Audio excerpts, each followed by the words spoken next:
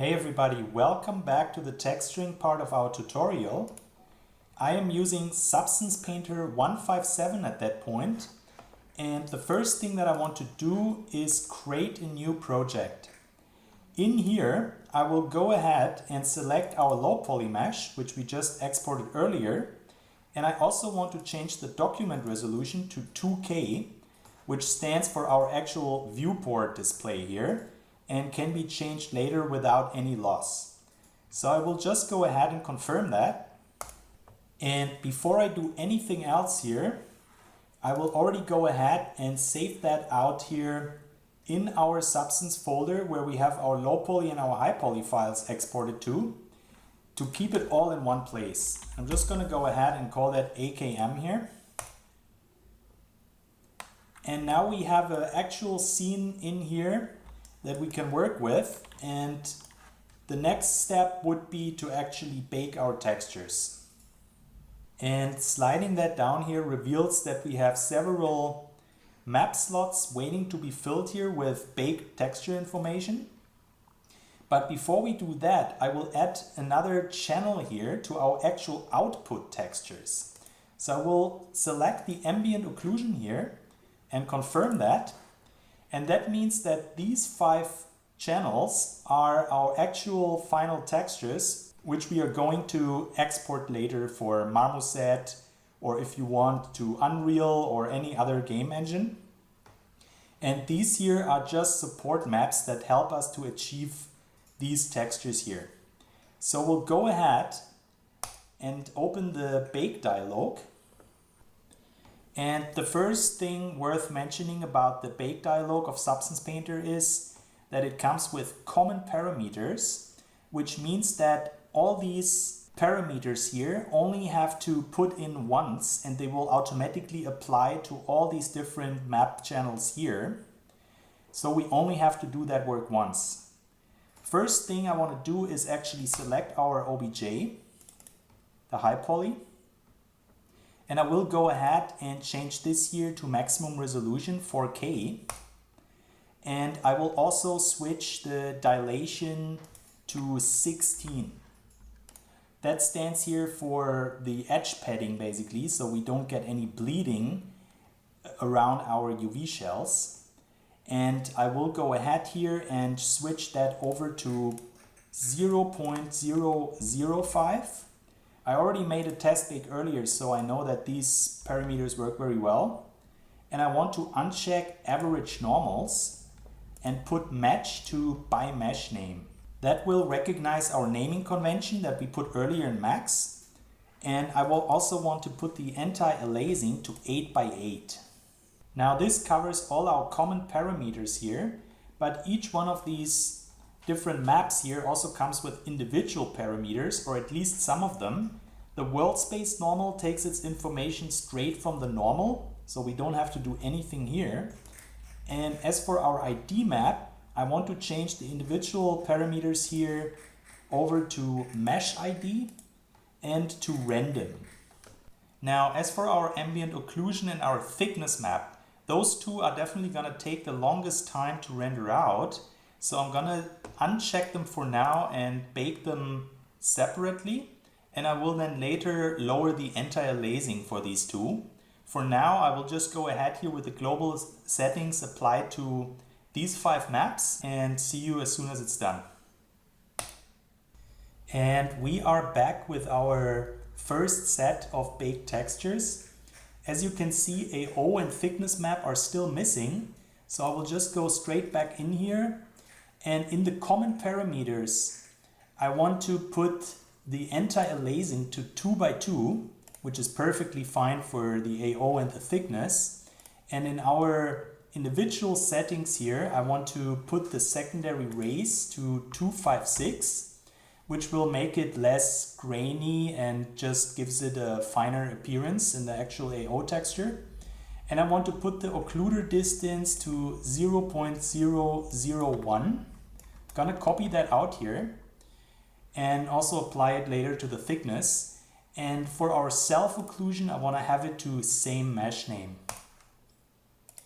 So same thing here in the thickness. I want to put the self occlusion to only same mesh name. and I'm gonna copy 0.001 here in the occluder distance, and I want to put the secondary rays here also to 256. So with those settings here for AO and thickness only, I go ahead and bake that, and I'll see you as soon as it's done. And here we are again. Everything has been baked, and that is the perfect time to check our mesh if there are any errors on it, if the normal map looks fine. I already checked, so I know that everything is fine here, so I don't need to sweep through every little piece, but I would definitely recommend doing exactly that to make sure that we don't start texturing on a base that needs some improvement. As for things to do before we actually go ahead and start texturing or actually talk about a few features that Substance Painter comes with, we need to do one thing in particular here. We want to add that normal map pattern here onto the grip, and also here on the rear side we have a bit of this checker pattern normal map that we also want to apply. And fortunately I already have the right texture for that. I created it earlier with Quixel Suite Endo, and we can just use that. You will find that texture in the Essentials folder. If you are interested in how exactly it's done, you can find a tutorial here on Game Banana. So basically, if you search normal mapping diamond pattern in Google, you will find that tutorial, and it will guide you through all these steps to actually create that shape. And you can then also change the bevel amount and things like that if you want to have a bit of a different result. For now, I just want to go ahead here with this pattern in particular, and I'm gonna open it with Photoshop. Now the next thing that we need to do is actually bring our normal map of the AK into Photoshop so that we can overlay it here with our diamond normal map. And for that we have to go back to Substance Painter and export our textures. So I'm gonna just choose the right folder here. Gonna go to the AKM Substance folder, and I want to export it in the max resolution 4K, and I will just use the default config here for it. Gonna change it over to TJA, Targa, and go ahead, export that.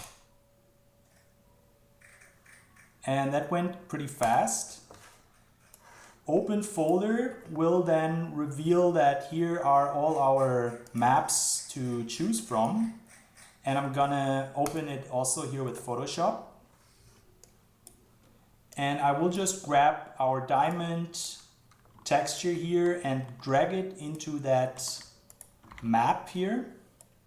And I can already see where our grip is here. And I will zoom in on that grip, make that whole thing full screen here. And I'm gonna change over to the path tool here, this one, and zoom in even more. I'm gonna take it right here at that corner, set the first path point. I'm gonna continue that over here and try to be as accurate as possible here. Just gonna follow these edges up to here and to that side. Fortunately, it's not a round shape, so it's not really very difficult. If you have a bit of a curve here, you can just keep the mouse button pressed and it will give you this curve here. So you can just do exactly that kind of action. If you press Alt, you only work with one of these things to point it in a certain direction. And I'm just going to connect it here, which means we have this path here as one.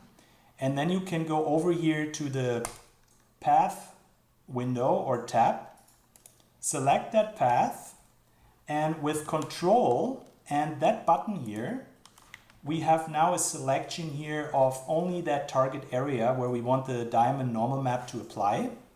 And I'm gonna over here back to the layers, and I'm gonna create a folder and select add layer mask here. So now we have this thing here as an active folder with a mask, and we can just drag this pattern in there. And now I notice that this mask actually needs to be inverted. So I'll just select that mask here and press Ctrl and I. And now you see we have that pattern in here. And usually at that point, it's a good idea to have a look at some reference images to match it with our pattern that we have here. And this one reveals that our tiles here are still too big. And what I like to do in such a case is usually zoom in on the actual pattern of a reference image and count over here on the horizontal line. So in that case, I count 1, 2, 3, 4, 5, 6, 7, 8 of these diamond knobs. I'm just gonna grab that texture here. Usually I like to make a duplicate of it. Ctrl and J will do that. And unhide the first one for the case that we scale that down and we don't like it anymore and we always have a backup. So I'm just gonna go ahead here and press Ctrl and T. And with Shift and Alt, I will then scale it down until we count 1, 2, 3, 4, 5, 6, 7, 8 of these guys here. And we already do. So it didn't really require a whole lot of work. Actually, let's just scale it down a little bit more here, around there. And I'm just going to confirm that with Enter and put it into the overlay mode. Now that was pretty simple here because our floater geometry that baked into our normal map already gave that shape away here where to put that diamond pattern. But now I also want to add it here to this element of the rear side. And for that, we need to have our UV layout overlaying here onto that normal map.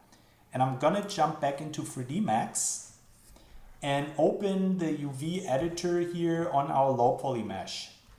And with text tools opened, we can change the size here to 4K, press wire, and that may take a few seconds. And then back in Photoshop, we can create a new folder, call it UVW, and just paste it in there. Now with this texture pasted in here, I'm just gonna put it to screen mode so that we actually see what's going on. And back in 3D Max, I'm gonna zoom in on that particular object that we want to identify. And we can already see it's right here. It's this piece, and I will then go over to Photoshop, zoom out, and now I know that it's that piece here. So I will go ahead here by creating an elliptical selection here. If you press Shift, it will make a uniform selection. So let's have it around this object here. And with the selection active, I'm just gonna create a new folder. And I will again here add a mask to it. And now Ctrl J on this texture here and drag it in there.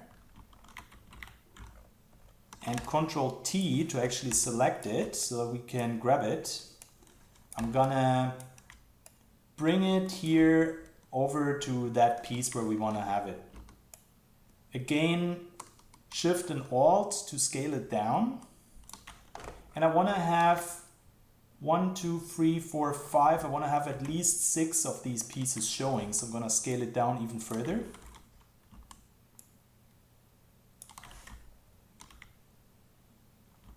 Looks about right. So I'm going to confirm that. And also it's already in overlay mode. That's okay. And that might almost qualify for a bit of an overkill here, but I also want to add it to the safety switch. And I want to have it specifically here on that element where I see this pattern is also present. So I want to have it both here on that side as well as the one at the bottom. And I'm just gonna jump back here in Max and identify it. It's this piece here and it's this one. Gonna go back in Photoshop and make a mask for exactly that. And I'm gonna zoom in here on that first piece and I will take the path tool for it. I'm just gonna make a selection here around this area where we want it.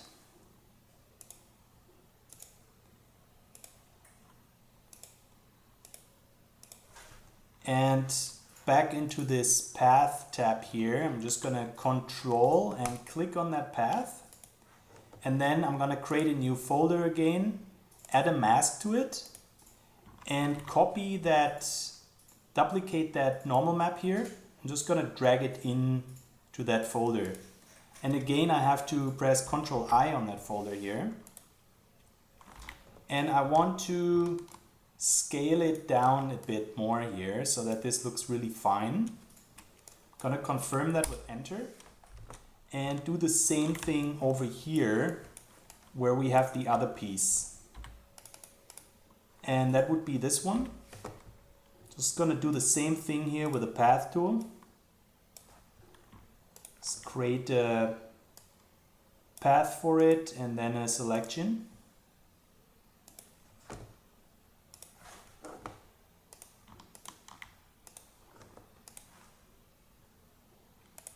New folder and mask, and I'm gonna already invert that mask. And I want to just take the same normal map that we just scaled to the right amount, Ctrl J, and I'm gonna drag it in here and just bring it down here. Going to confirm that with Enter and make sure that our UV grid here is deselected. So all we have is our actual normal map together with this overlay information. And I'm gonna go here to Save As and save it as a targa and overwrite that normal map that we just exported earlier. Gonna replace that and say OK to that. And back in Substance Painter, we wanna make sure that we are here in the Texture tab. And I'm just gonna bring our folder here with our fresh normal map and I'm gonna drag it into that texture shelf here. And from here I'm going to drag it over to our additional map slot. And now we have our actual texture here. And this old normal map here we can get rid of by going to File and say Clean. And it will tell us that it will remove everything that's not used currently. And now you see that old normal map disappeared and we are basically ready to go here with Substance Painter. Now, if you are familiar with my free grenade tutorial, you may find some of the things that I'm going to tell you now already familiar. I just want to make sure I cover it for people that haven't watched it. And in case that you already know your ways around with Substance Painter, you may just skip ahead a little bit. I'm going to talk about the layers and the fill layers and also about the smart materials and how we're going to make some use of those things. So whenever we are done baking a scene in Substance Painter, you will find a fresh layer here on top of the layer hierarchy, which by the way resembles Photoshop in a lot of ways. And what this empty layer enables us to do is to use our paintbrush to actually paint multiple information on it. So according here to whatever we have in our brush selected, we can then just go ahead and paint on our object. And we can also use any of these materials here that Substance Painter comes with and paint that information on there. So for instance, the bricks here come with color, height, roughness, metal, and AO because these are our actual channels that we defined before we were baking. And we can now go ahead and paint some bricks on that AK if we want. And it will do just exactly that here with all these channels at the same time, so we don't have to go through there and do it individually. And we can also deselect some of these channels if we want to. So if you click here on any of that, it will automatically slide down here to the material where we can say we don't want to paint with the height and we don't want to paint with the roughness, and we just want to be left with our AO and our color. And now you see how it's all flat. And of course you can do that with any of these materials here. So that would be basically one way of painting information onto our object individually. In most cases that is not very straightforward, so I'm just going to delete that layer. And I will introduce you to the fill layer here.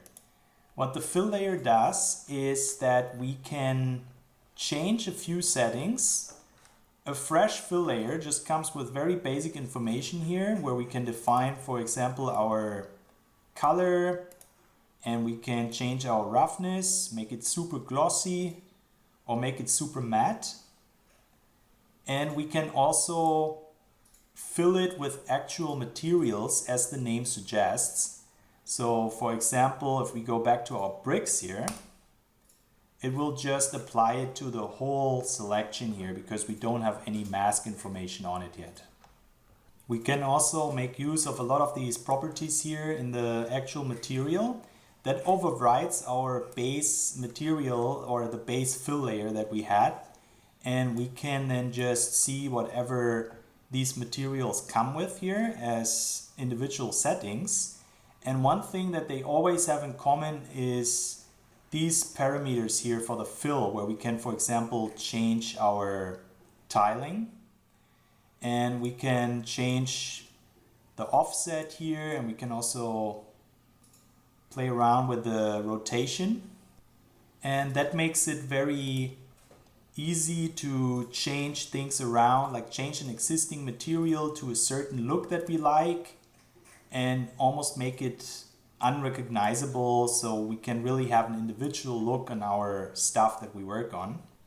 And for the case that you really happen to like one particular material that you applied a lot of changes to and you want to save it for another project, you can always right click here on the material setting and say create material preset, and then it will pop up here with I think a default name, and you can just rename it then and call it whatever you want and just reuse it anytime.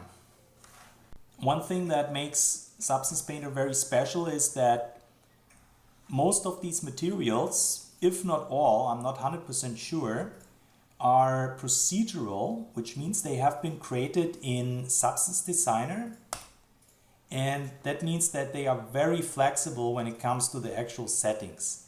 Like all these different parameters here allow us to add extra dirt to it or crank up some scratches on it.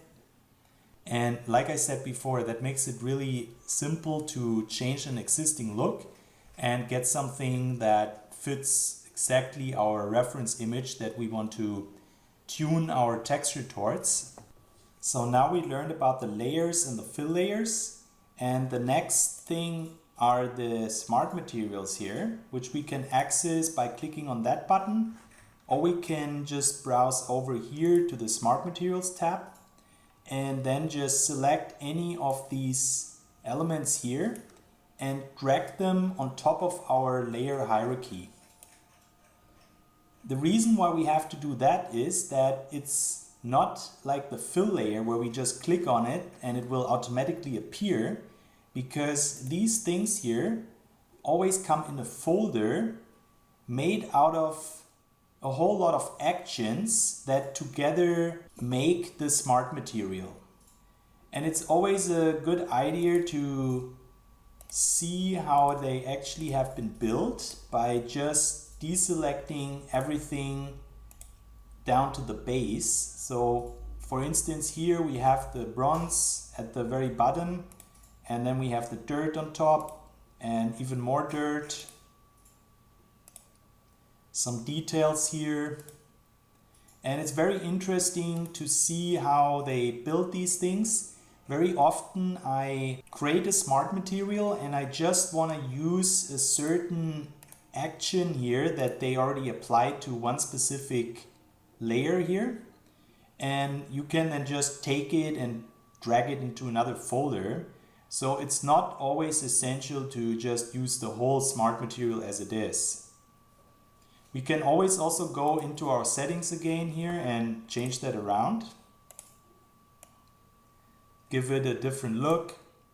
And let's say we really like one thing, then again, it's really easy to save it out and reuse it later by right-clicking the folder and say create smart material.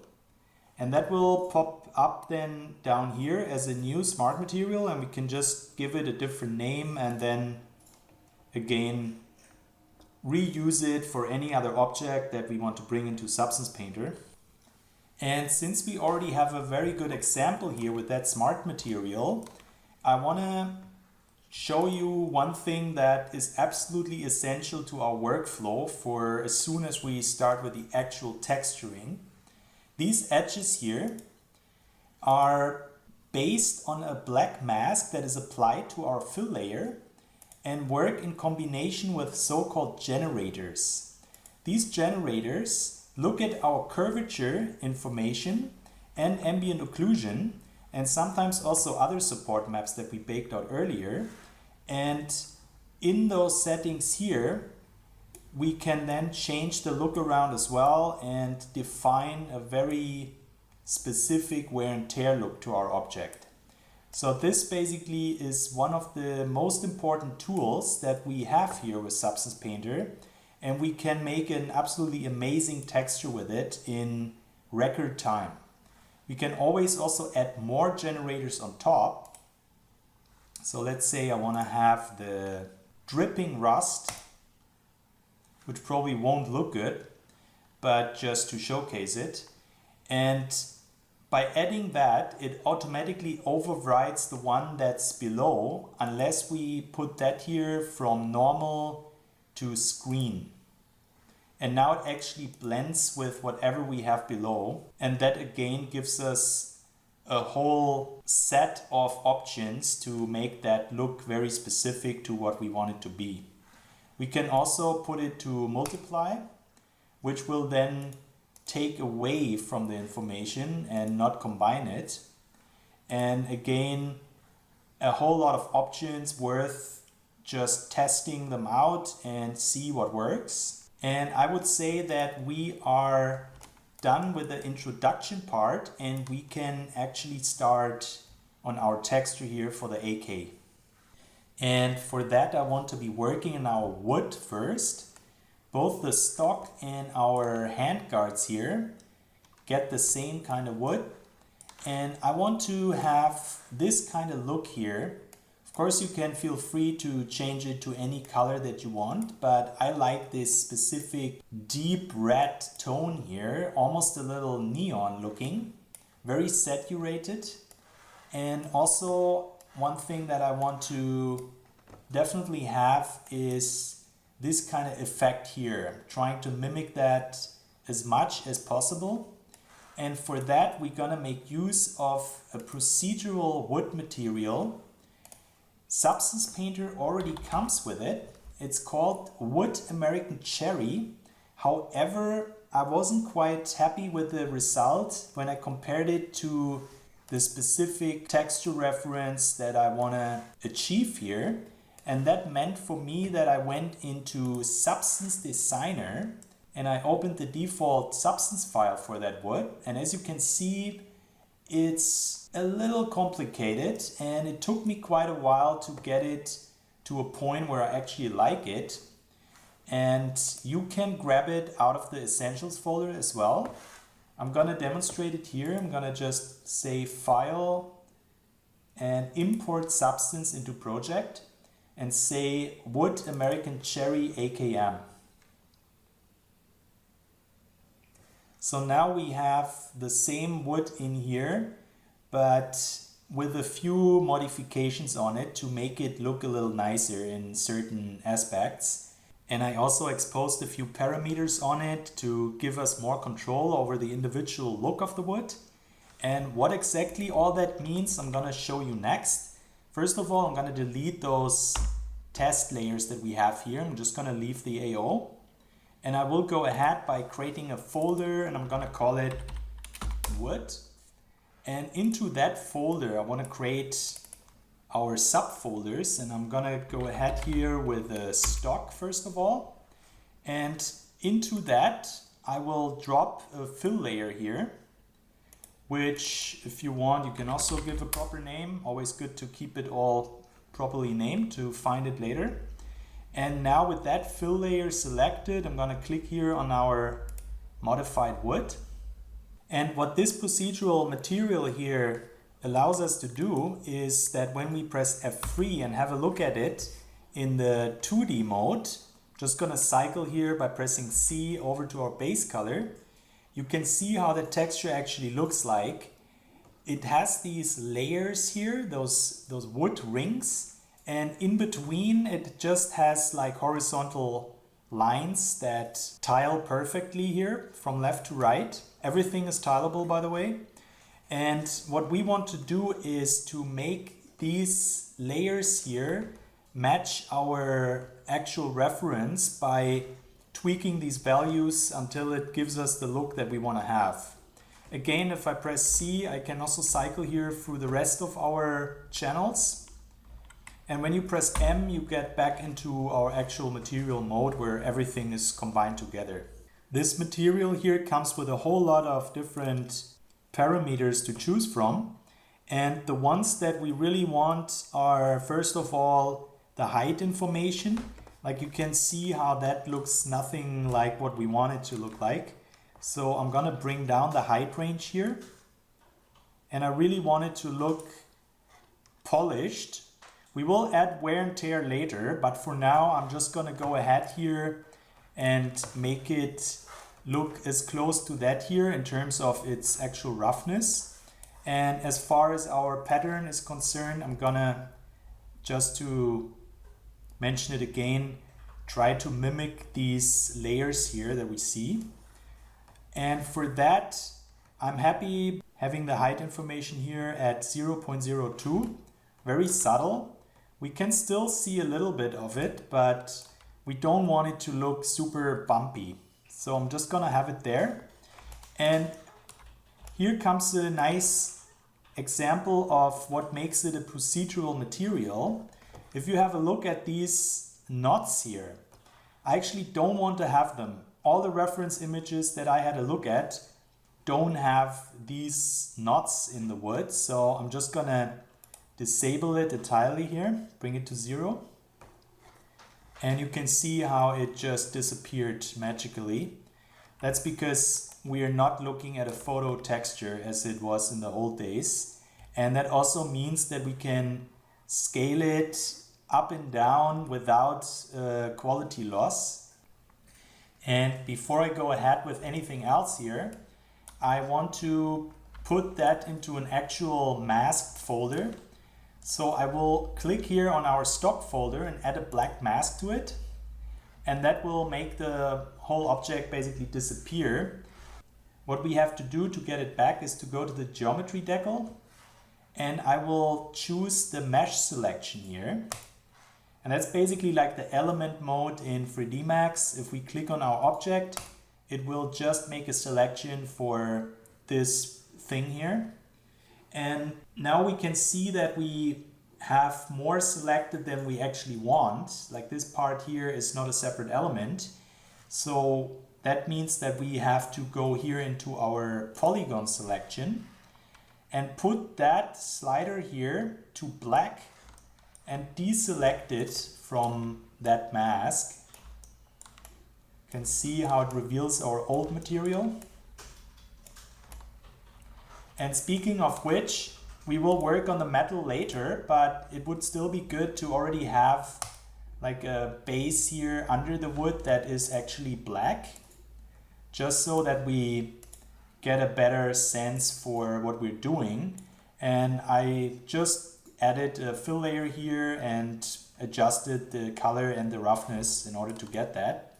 So now we get a better idea how we want to tweak our material here when we look at our reference images. And I want to be doing exactly that as the next thing, going back here into our actual wood material, and I want to change the UV scale, the UV offset, as well as the rotation until we actually get that pattern here, those layers to appear where we want them. And for that, I'm going to break that uniform scale here by clicking on that symbol. And now we can scale both horizontally and vertically with individual settings. So just to quickly demonstrate that, we can scale it vertically here, and we can do the same thing horizontally here. And as you can see, that really doesn't make a whole lot of sense. So we want to keep these settings as low as possible in the region somewhere around its original scale, which is 1 by 1. And chances are that your unwrap is different to mine. So these values here need its individual tweaking until we get what we really want here in terms of having the pattern in place. As for my unwrap, I already made a test earlier where I tweaked these parameters until I liked it. So I know that I want to have the UV offset at -4 free, and vertically I want it to be 8.2, and I want to have this here at 158. Very precise values, but that's just what it takes to get that kind of look here. And I also want to change the UV rotation to 1.5 so that this pattern here is really where we want it to be. As the next thing, I want to be working on the color, and I want it to be a red tone. So I can either do it here through the actual options, which would be the normal way to do it, or you could also do the following thing, which is a pretty cool feature that Substance Painter has. You can just select any pixel out of the software itself by just dragging the color picker on it, and that already gives us a certain look here that kind of matches this material here. Sometimes it takes a little bit of actually getting the tone quite right here, since it's always just looking at one pixel and then blends it into the whole object here. And then usually it's a matter of tweaking it a little bit more. Gonna bring the light intensity down here and maybe a bit more. Add a bit more saturation. And also I want to increase our contrast here. And now it has this nice and gloomy look that I like here on that reference. We can also change our roughness. The roughness luminosity here will do exactly that. If we put it all the way here to white, it will become very glossy. Sometimes this is inverted, so don't be confused about it. In that case here, we have to slide it to white and it becomes all glossy. So usually it's really just a matter of seeing what works for us. For example, I quite like this amount here. Don't want to have it too polished looking, but just the right amount. And as for our contrast, we can also play around with that here. But I'm actually quite liking how it was. And another thing we could do is to add some more fibers to it. It's quite interesting here. You can see how we get a little bit of this extra fiber noise in there. And we can also enhance that here with the light intensity. Gonna crank that up a bit. Not too strong, gonna have it here 0.2. And also keep in mind, right now we're looking at it here in 2K. So it's a good idea to also switch over to 4K from time to time. and see if we still like what we're producing. And that certainly looks very sharp and crisp, just how we want it to be. So in order for that to not be super slow, I'm just going to go straight back here to 2K. It's just important to do that from time to time so that we actually still like what we're producing as a final result. But it would otherwise be too slow to keep working in 4K, as nice as it would be. And as for our wood here, I'm already starting to like what I see here. It's a nice base. You can also see we get some height information here, which by the way equals the normal map in Substance Painter. So for the case that you've been wondering why we don't have a normal map channel here, that's exactly what the height information stands for. So deselecting that, you can see how we get absolutely nothing here. Putting it back on will basically give us our height, which then converts into our normal map later when we export our texture. And speaking of normal map, sometimes the actual material only gives us so much information here in our height. But what if we want to add a bit more to it? Like for example, I want to have this fiber look here a little bit finer. So in that case, we need to have a detail normal map that's blending over our original material. And I can do exactly that by creating a fill layer here on top of it. I'm going to add a black mask to it. And onto that black mask, I'm going to add a so-called fill. Now what the fill enables us to do is to add a procedural texture to it here on the left side on the shelf. And I'm going to search for fiber. And I want to take the wood fiber as one. I'm going to drag it into the grayscale slot here. And I'm going to make use of the rotation. I'm going to put it around 90 so that these fibers go here horizontally. And as the next thing, I'm going back into our original material here, and I will disable everything that we have other than the height information. I want to keep the height, and now we can actually increase the height quite dramatically, as you can see here, based on our procedural texture that we have here in our fill. And I can also change the individual looks of that if we want.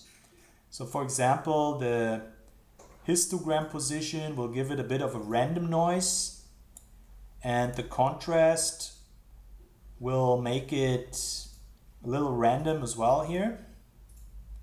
But from what I've seen on the reference image, I mostly want to keep it all over the place, and I also want to tile it up a bit more. So let's see what it looks like here with 3 times 3. Definitely too strong now here in terms of our actual height. So I'm going back here to the original material and again adjust the height on it. And also always a good idea to toggle through it to see if we really like it. And that is definitely better than before. It's representing more what I'm seeing on the reference image. Now the other thing that I want to add here on top of our wood material is a bit of these bright color blotches that I see here all over the place.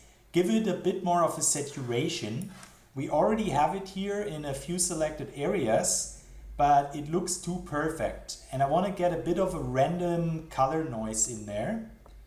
And for that, I'm going to make use of the same technique, create a fill layer, and I'm going to turn the color to something between orange and yellow.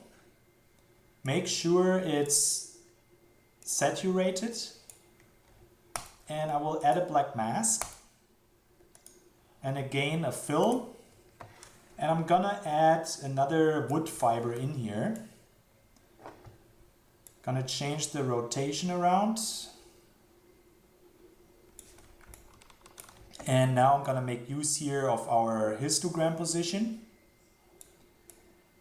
Also add a bit of contrast. And now I'm gonna turn that here into saturation mode. And you can already see we have a bit more of this randomness in here now. And I also want to bring the UV scale down to, let's say, 0.2. And not to forget, I only want to work with the color here, so I'm gonna disable the roughness and the metalness and the AO, all these things that we don't need, so that we really are left here with the color only. And now it already looks better to me. It's giving us a bit of this intense color, and that definitely adds a little bit here to it. And now that I look at it, actually, I quite liked it with the tiling a little higher, so I'm gonna put that here to 0.6.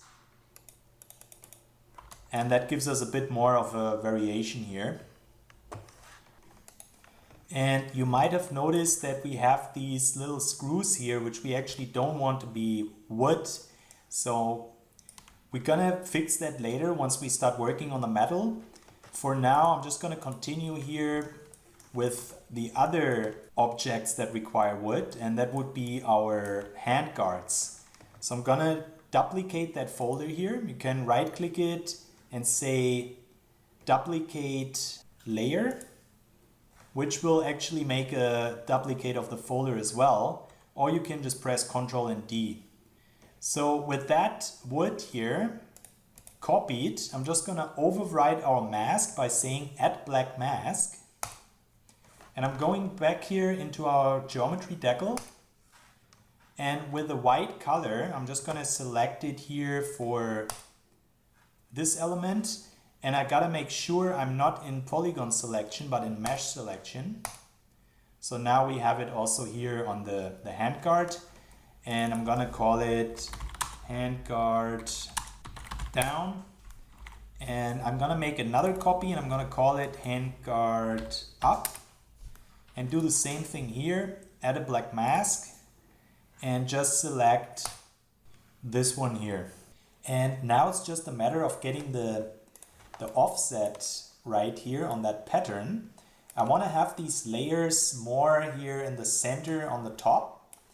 And for that, I'm just going back here into the actual material, and I will adjust the vertical offset on it.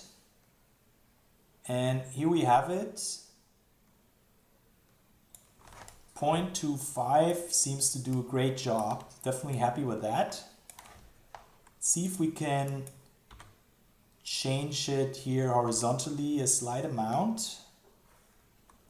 And we still see some of these horizontal lines, which I quite like. It's on both sides. But most importantly, we have this nice pattern here on top when we look at it from that perspective. And I'm just going to go ahead here and also adjust the other handguard. And for that, let's make sure we're in the right folder here. And let's also adjust our offset amounts. Let's see if we can actually change our wood ring parameters as well. So I'm gonna crank that up here a bit, the actual scale on them, a bit more even, and lower the opacity. Let's see what's happening then. And actually it looked better before, so I'm gonna put that here to 0.5. And I may also want to change the height range a slight amount. I'm gonna put it down to 0.01. And I want to do the same thing here on the upper handguard. Also put the height down to 0.01. And I'm quite happy with that look here overall for our wood. We're gonna add more to it later, especially wear and tear. And once we have our metal applied to it, as well as our plastic here, and have the final composition, we can always go back and adjust these values really quickly, as you can see. It just took a bit of effort here in the beginning to get all the tiling and the offset right, but now that we have that in place, it's really straightforward to change it further down the road. And now it's time to add the metal to our scene. Gonna create a new folder, call it metal all. And as usual, I'm gonna drop a fill layer into it, and I will choose the parkerized steel material. The first thing that I want to do on that is to lower our height range. I'm gonna put it to 0.01. And I want to put the tiling up to, let's say 5. And I also want to change our color on it. I'm gonna bring it down here to 0.2. And also you want to make it a little glossier. So you can just change it here. On that material, as you can see, we have to actually drag it into the dark region here in order to make it glossier. On the wood it was reverse. So let's leave it somewhere around here, 0.4. Looks pretty good. And now I just want to bring our wood back. Gonna create a white mask this time, because it's actually easier to just deselect everything that is not metal than having to go through each element and say you're metal, you're metal, you're metal here. So I will just take the geometry decal again in combination here with a mesh selection. And with that slider here put to dark, I will go ahead here and modify our mask. Gonna select this and this thing here. Same as this. And also here our bolt carrier is actually not parkerized steel, so I'm gonna have a different material for it later. Also select it here. And also the pistol grip is made out of plastic, so I'm gonna also deselect that. And one thing that I almost forgot is that here at the bottom of the stock we have this element here. And I will go into the base color mode to make it a bit more visible. And I will change it here to the UV mode. And with the white selection here, just click in there and it will make that metal. Like this is actually supposed to be a metal element. And also these pieces here, I also want them to be part of the metal. So we'll switch over here to the polygon selection. And make sure I grab all these elements here as well. Right now they're taking the black here from that material that we created earlier. If I uncheck that, it becomes a bit more obvious. So now we have everything here on the stock so far. Let's zoom in here. And that seems to be fine.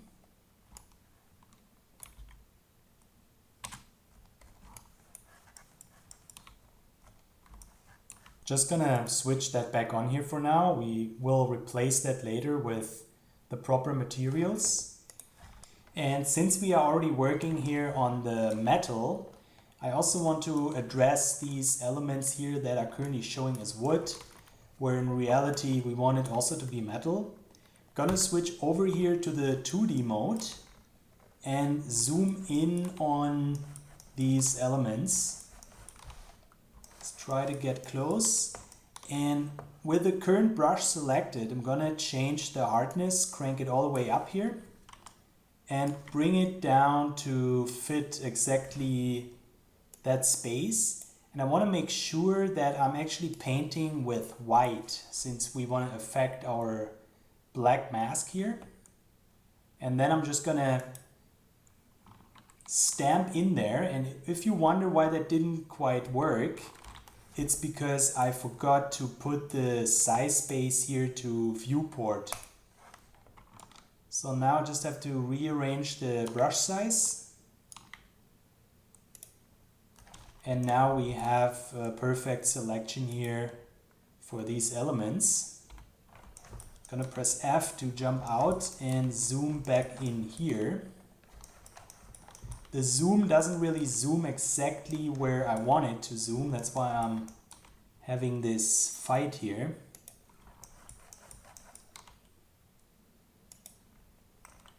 Again F.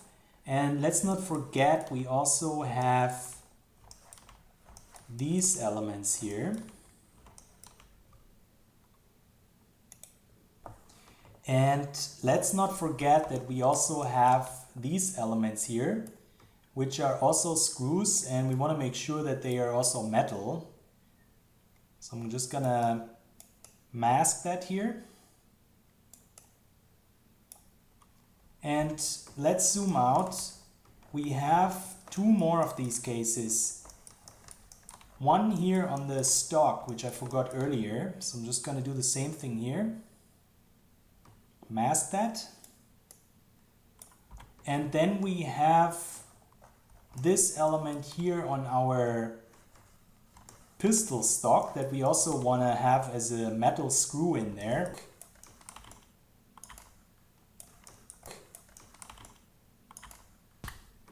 And let me have a look. Seems like we have everything added to it. And that, as far as I can see, basically concludes our metal mask here. And the next thing that I want to do is first of all give that here a proper name. Base metal. And I'm gonna duplicate that layer. I will call it base metal magazine. One of the things that I see on a whole lot of pictures is that the magazine tends to have a brighter metal tone.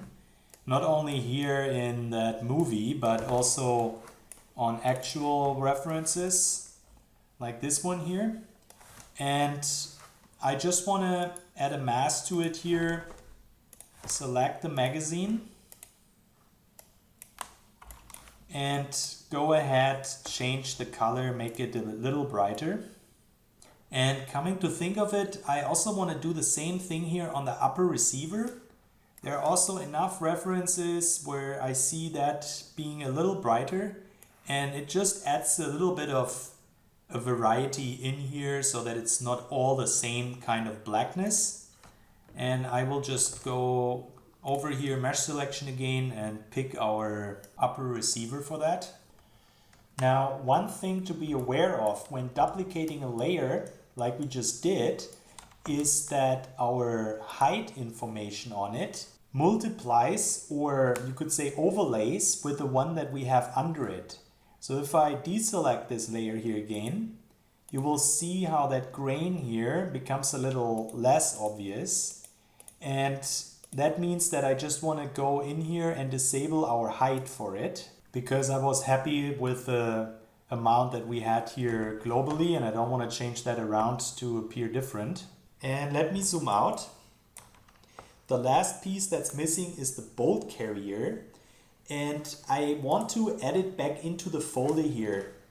I made a mistake earlier thinking that it would be good to have it separated, and that's because I want it to appear different here. I want to give it also a bit of a contrast by making that here more of a pure metal tone. But we can also just leave it here in the same folder, and I want to make use of a smart material for it. I'm gonna use the steel, drag that here into our metal folder. I'm gonna give it a different name and call it steel bolt carrier. And I want to, of course, give it a mask. And I don't want it to appear that bright. That would stand out too much. So I will lower the opacity here on the base color. Bring it down to, let's say, somewhere around 30. So now we have almost all our base materials assigned to the AK. What's missing is the pistol grip.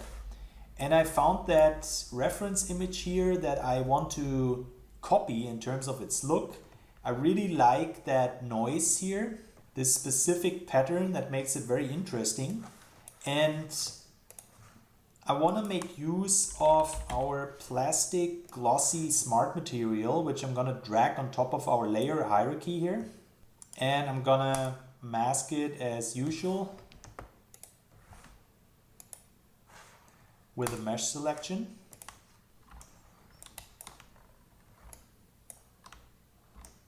And now I'll make use of this method that we used earlier by just taking the color picker here and drag it over here to my secondary monitor until I like the look of the color that I want to use for it.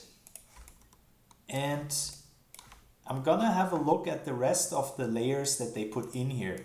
So the plastic variation seems to give it some different roughness along the edges, which definitely makes it look nice. And the bump could be used to simulate this look here. What we need to do that is to get our color back. So I'm gonna check that here.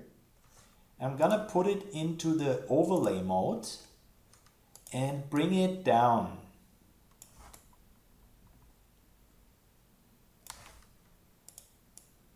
Maybe bring it up again a bit. And also I want to tile that here. Let's give it a 1.5. Oh, let's try it with 2. And now you can see we already get exactly this kind of an effect here. Actually, it looks really flat. I don't see any bump on there at all. So what I'm gonna do is disable the height on it. And that leaves us only with this interesting noise here. So even though that looks pretty glossy here, I don't think it's really that extreme. So I'm gonna go here into our plastic base and bring the roughness down somewhere around here. Maybe a little glossier again.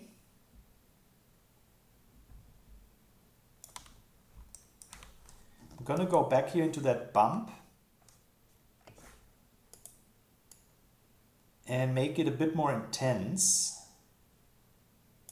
So now we're really left with this plastic noise that we see on the reference. So as the next thing, I want to be working on our wear and tear for the metal. And before I actually go ahead and start working on it properly, I just want to explain the actual way that we would approach that. So since we have our very pristine metal base here now, the next logical thing would be to then add some edge wear, like damages and scratches that form up around our curves here. And for that we would create a new fill layer and go over here to our materials and choose any of these steel types here. For example, that one. And then in combination with our black mask and any of our generators, we can then start getting some serious effects here that we also have control over. And usually the first look reveals anything that's wrong with it. So for example, we see that this thing here should actually go in and not come out. So in order to change that, we can jump back to our base material here and change our height position. And it's really subtle values usually that affect that. So turning it down here will actually make it go in, and turning it anything above 5 will pop it out even more.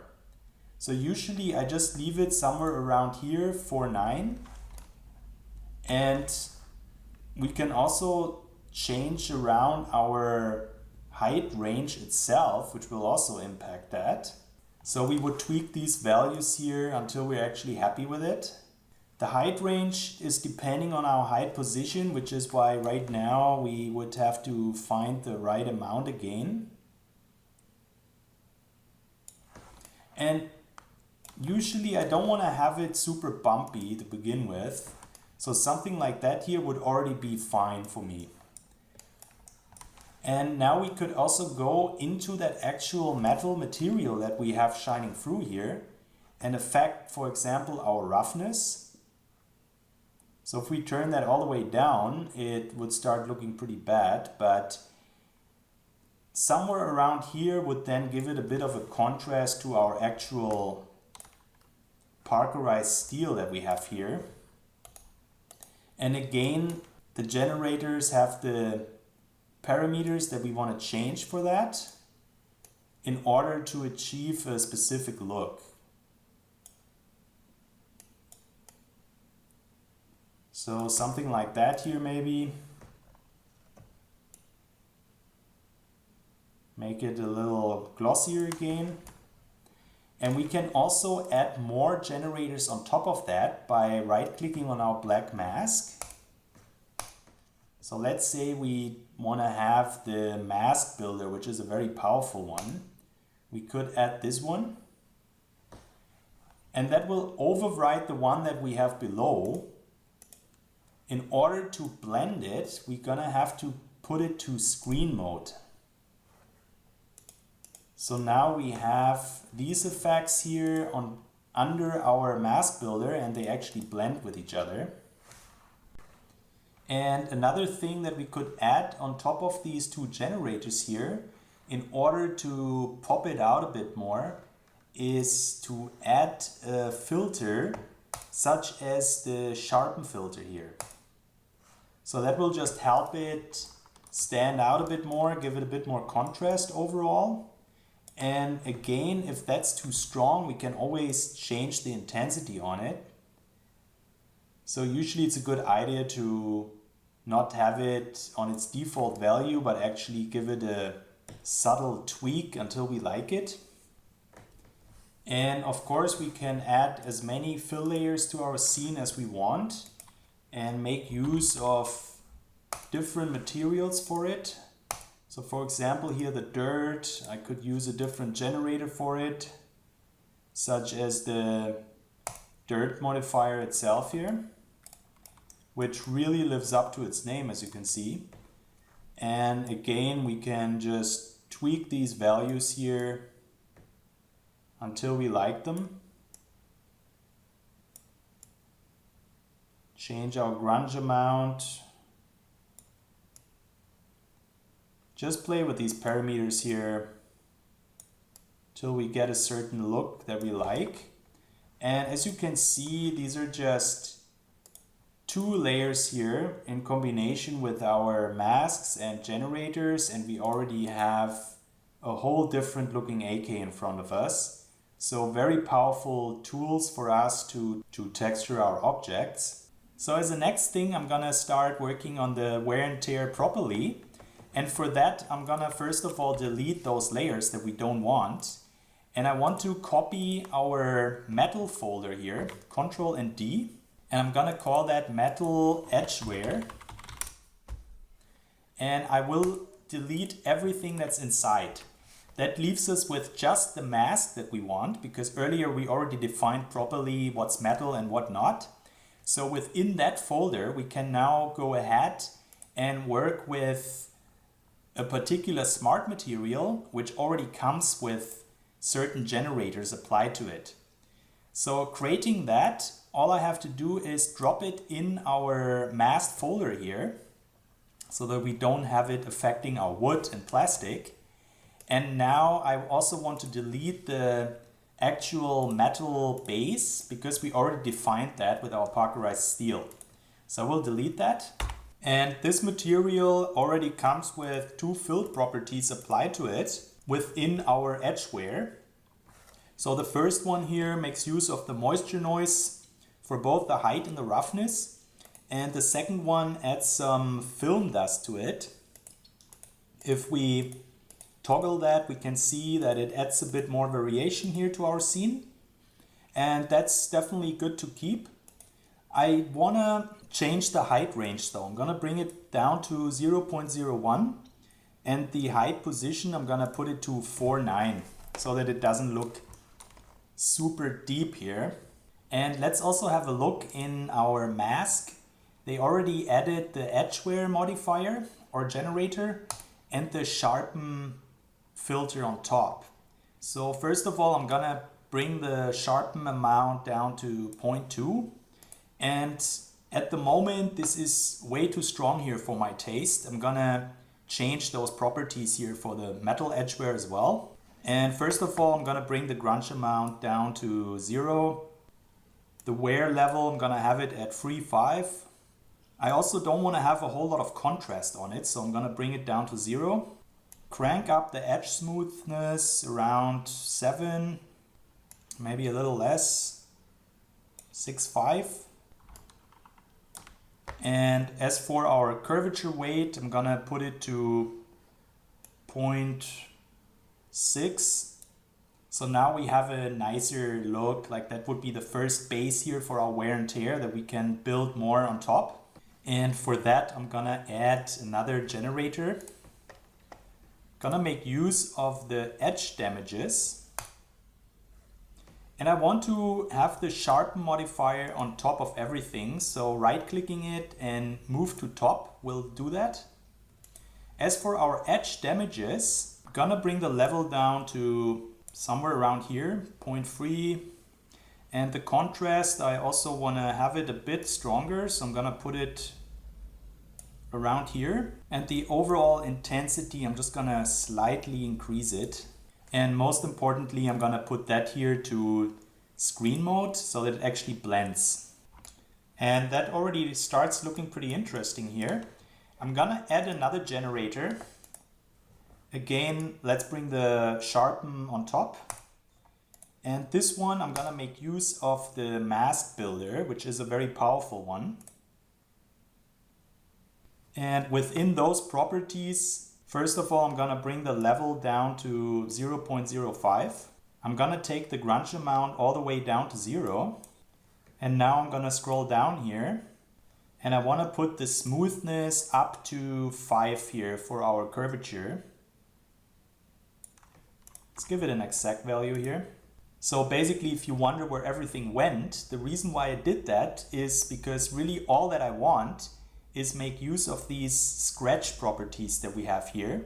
So I'm gonna have that somewhere around here, crank the intensity up, as well as our scale. And now you can see we have these nice scratches all over the place. Well, actually not all over the place, but in a few selected areas. And that just adds a little bit of an extra touch here to the whole thing. But as always, we want to make sure we have it in screen mode so that it actually blends. And that would be pretty good here for our upper receiver part. So what I will do is double click that original smart material folder here, and I'm gonna call it upper receiver. And I will add a mask to it and go over here to our geometry decal and just apply it here to the upper receiver. And also let's add it here to our actual stock end, which also needs some wear and tear. So I'm gonna go back here and just select everything that we have here at the back. Quite liking that. So as a next thing, what I will do is duplicate that layer. First of all, I'm gonna call that here upper receiver and stock end. And now I'm just gonna take our duplicate here and I will call it receiver. Overwrite our mask here and just make a selection for the actual receiver part. And now I also want to go into these individual settings and give them a tweak here until we're happy with it. And as for our mask builder, I'm already quite liking that. Let's leave those scratches where they are. And as for our edge damages, I'm gonna bring the level up to a higher amount. Somewhere around here looks fine. And as for our metal edge wear, I want to put the grunge amount up a bit, 0.5, and also our actual wear level, I'm going to crank it up here to almost 1. Gonna add more wear contrast to it. Lower our edge smoothness. Gonna increase the grunge scale all the way up so we have this really fine pattern there. And I'm gonna bring our curvature weight down to somewhere around here. So now we're left with this nice flaky metal that I'm quite liking. Maybe it's a little too contrasty, so I'm gonna disable the sharpen on it. So next I'm gonna take that exact folder here from our receiver part, I'm gonna duplicate it, and I'm gonna call it safety switch. Override the mask again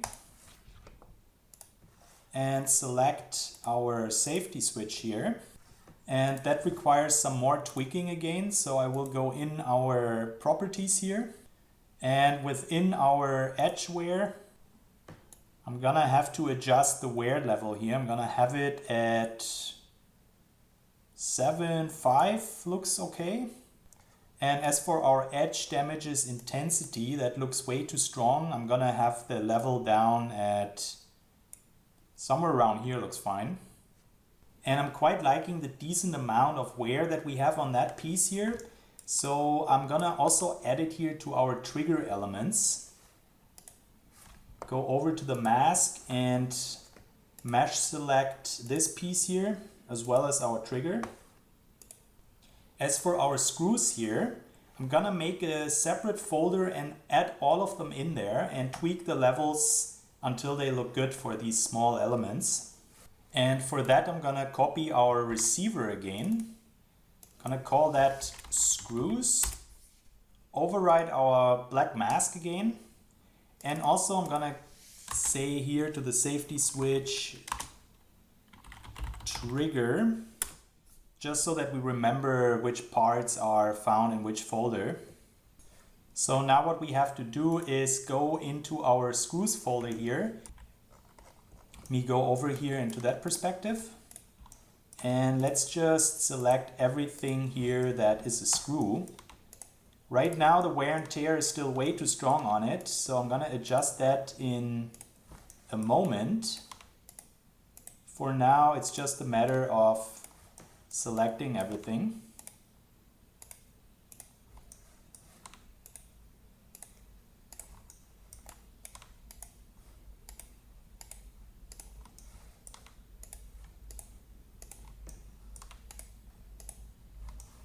And this one we can also add to it.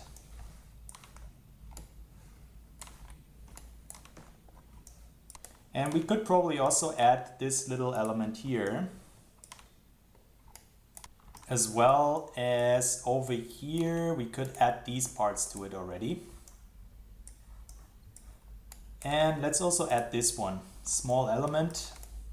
So we'll go out of this selection mode here, back into our paint mode, and start adjusting these generators. And first of all, I want to disable the mask builder. As for our edge damages, gonna bring the level down to 4, gonna increase the contrast on it. And as for our metal edge wear generator, I'm gonna lower the edge wear around 0.6, and now you can see we have some decent looking wear here on that, and it's not completely taking away from all our parkerized steel coating that we have on top. So let me have a look around here. These two elements don't have any edge wear on it yet, so I will add that to our screws folder as well here.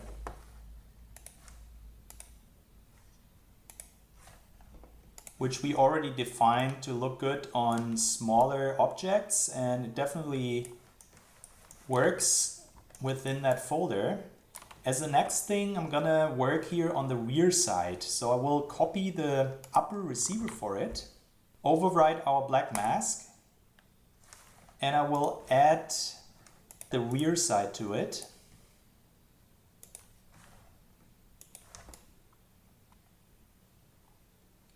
I'm gonna add more edgeware to that here later. If I would do that now, it would be way too strong because our curvature information sometimes has issues with this super cylindrical unwraps. So if I add that now, let me show you what happens. So basically it's turning into pure metal and we still want to have some coating on top. I'm gonna take care of that later. Let's have a look around. I forgot to add this part here to our trigger element. But first of all, let me give that here also a proper name. Rear side. And while I'm still in the rear side folder, actually I also want to add these elements to it. So let me just select them as well. And back to that piece here. Gonna switch back to our folder where we already have the trigger in. I'm gonna add this as well. So as a next thing, I want to be working on our magazine. I'm gonna copy the receiver for it. Give it a proper name here without a typo. And I'm gonna override our mask again. Pick the magazine. And the first thing that we can already see quite clearly is that it's way too strong in terms of wear. So I will go into the individual parameters, and first of all I'm just going to disable the first two here at the bottom. And as for our grunge amount, I want to actually turn it up a bit, have some more of these chips appearing.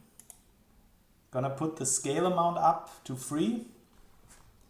And as for our edge damages, which definitely makes the most noise here on our magazine, I'm gonna bring the level down to a reasonable amount. Also gonna bring the intensity down a bit. And the other thing that I also want to do is bring our metal intensity itself down on that generator. And for that we can switch over here to the metalness and lower the opacity on it. So I'm gonna have it around 60. And as for our metal edge wear itself here, I'm gonna replace the ambient occlusion with our thickness map.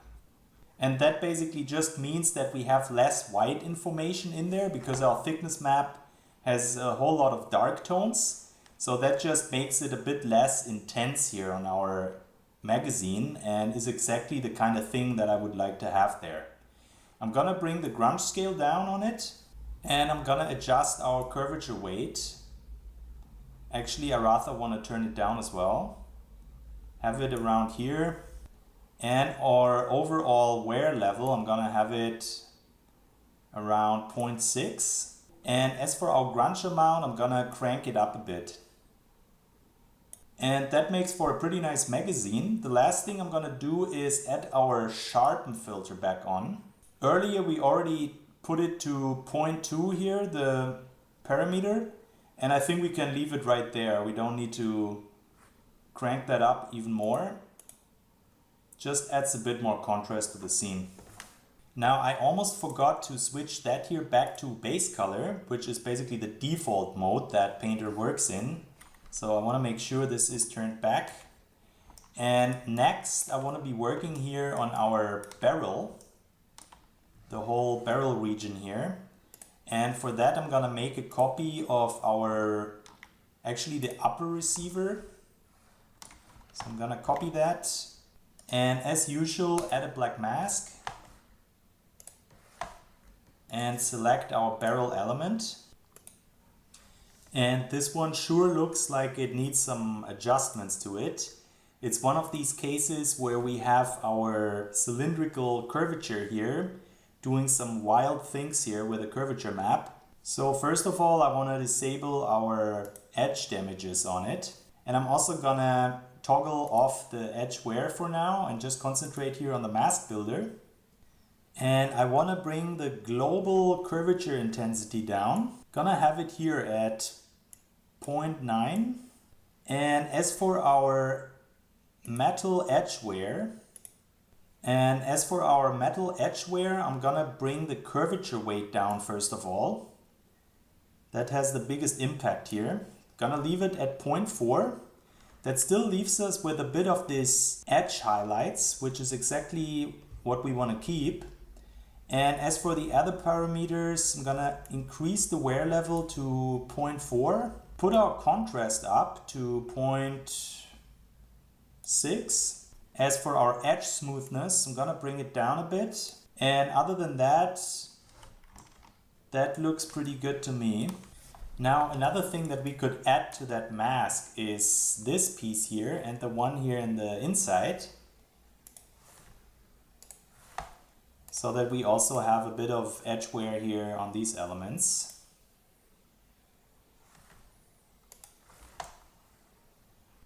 And also, I'm looking at these two cap elements here, and I feel like they could need a bit of extra edge wear on it. So what I'm gonna do is take our upper receiver again, add a black mask, and I won't be using the mesh selection for it. Instead, I'm gonna use here our UV chunk selection. So I'm gonna go zoom in there and click these elements here so that we get a bit of extra wear on them. The reason why I'm using the UV mode here for that is because this is all one element and I don't want to add these elements to it right now, or else that would be turning all into metal again. And I forgot to give these layers here a proper name. The current one, I'm just gonna call it metal caps. And as for this one here, that was our barrel elements. Now, as for our front side here and that gas block, I feel like they could need a bit of extra wear. So I'm gonna copy our metal caps and I will call that front side and gas block. As always, override it. And I will go into our UV selection mode, zoom in on these faces, and make sure I only select the elements that we really want to have here. Also gonna add that thing here, the needle. Also gonna add this element here to it. And as for our gas block, I also want to add some of these faces, or actually all of them.